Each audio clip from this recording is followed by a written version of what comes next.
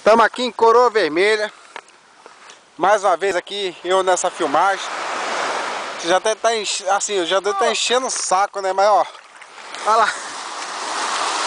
Olha quem tá aí, ó. Bebê. Larga, rapaz. Larga esse vício, velho. Velho, ó.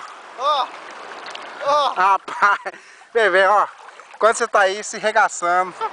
Nós estamos aqui, bicho. Ih, meu amigo, ó. Pô, bicho, a água tá quentinha. Bicho. Você tá perdendo tudo, bicho. Tá bom demais. Rapaz, ó. Eu regacei no Martini hoje. Regacei lá, qual é o nome do lugar lá? Arraial da Ajuda. Arraial da Ajuda. Foi bom demais, bicho. Aquela barca lá, se aquela barca falasse, rapaz. Lá, rapaz. Larga essa cachaça, velho. Vendedor de cerveja que tá todo baiano. Rapaz, eu peguei. Conseguiu pegar uma coroa de 50 Ah, anos. rapaz, tá doido. Não faz a porra dessa não, aí você me queima, velho. Mas ó o sol, velho. Ó o sol. Rapaz, ó, filma aí, Júnior. Filma aí agora. Eu tô com a mão molhada, porra, velho. Não, pega aqui gostoso aqui na câmera rosinha, combina com você.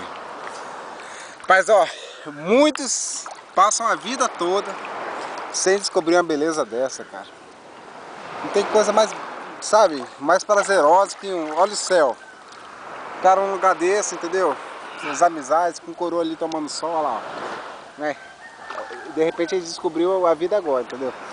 Mas ó, é muito bonito mesmo. O sol é bonito. Agora, filma aqui, pô. Agora o cara aqui é mais bonito, né? Fala a verdade, ó. As gatinhas que estão assistindo aí, ó. Beijo pra você. Agora, ó, deixando a putaria, gente.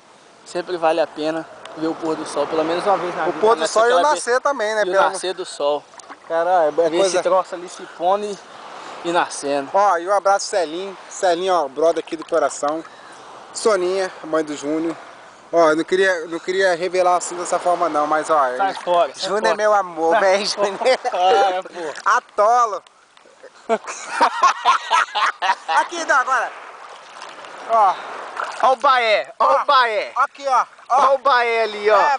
Vai. Ó o Baé. Ó. Rapaz, larga esse negócio, velho, ó. Ó, rapaz, se tivesse aqui, a gente tava arregaçando. Rapaz, para com isso. Ó, velho,